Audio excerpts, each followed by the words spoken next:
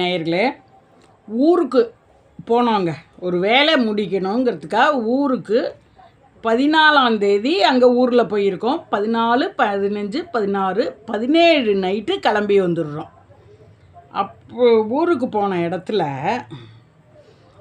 அருமையாக போன வாட்டி நான் சொன்னேனே, அதே கோபிச்செட்டிப்பாளையம், அதே பாரியூர் அம்மனை பார்க்குறேன், பண்ணாரி அம்மனை பார்க்குறேன். இந்த வாட்டி கூடுதலாக பண்ணாரி அம்மனை பார்க்குறேன், பொங்காளி அம்மனை பார்க்குறேன். பொங்காளி அம்மனில் புதுசாக இவ்வளவு வருடங்களில் நான் பார்க்காத பூமுதி பார்க்குறேன். இதெல்லாம் முன்னாடி சொன்ன மாதிரியே பொங்காளி அம்மன் இந்த வாட்டி 3 அம்மனுக்கும் கொண்டு போய் புடவைகளை கொடுக்குறோம். ஒவ்வொரு அம்மனுக்கும்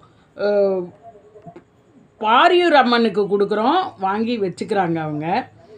பொங்காளி அம்மனுக்கு போய் கொடுக்கும்போது, போன வாட்டி நீ எனக்கு அதிசயம் பண்ணினேயம்மா, நீ அதாவது புடவை கொடுக்கும்போது சாத்தாமல் விடுற, புடவையை கட்டாமல் விடுறாங்க, இவங்க கட்டுவாங்களோ என்னன்னு தெரியல, நீ அதை ஏற்றுண்டங்கிறத எனக்கு காட்டு தாயே அப்படின்னு போன வாட்டி ஒரு வேண்டுதலுக்கு மறுநாள் பாரியூருக்கு வந்தப்போ பாரியூர் அம்மன் அந்த புடவை அதே கலர் அதே டிசைனை கட்டி என்னை மெய்சில் இருக்க வச்சாங்க.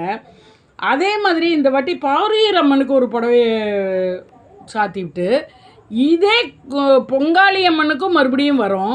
அங்கே கொண்டத்து பாரியூர் அம்மனில் கொடுத்ததை அவங்க சாத்தலை, வச்சுட்டாங்க, வாங்கி வச்சுட்டாங்க. அப்புறம் சாத்துவோம் நாங்கள். அன்றைக்கி பொங்காளி அம்மன் காட்சி கொடுத்தா, நீ என்ன விளையாட்டு காட்டுவியோ தெரியாது பாரியூர் அம்மன்னு வேண்டின்னு நான் வந்துட்டேன். பொங்காளி அம்மனுக்கு கொண்டு போய் புடவை கொடுக்கும்போது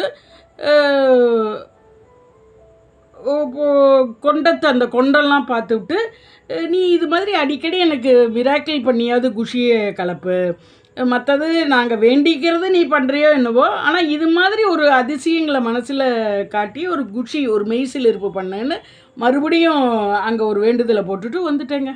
பண்ணாரி அம்மனுக்கு போய் புடவையை சாத்துறதுக்கு கொடுக்க போகிற இடத்துல இந்த பொங்காளி அம்மனை வேண்டினது தான் போன வாட்டி பாரியூரில் கட்டியிருந்தாங்க, அம்மன் கட்டியிருந்தாங்க.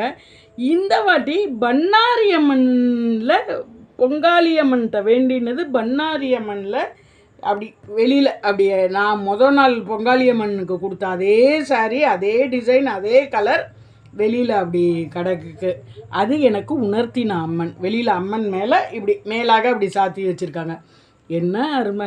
அதான் நம்ம வேண்டுதலை அம்மன் கேட்குறாங்க. அதனால் இதையே கேட்டு நிறைவேற்றும் போது அந்த தாய் நமக்கு வேண்டியதெல்லாம் செய்யாமையாக இருக்க போகிறாங்க. ஓகேங்க.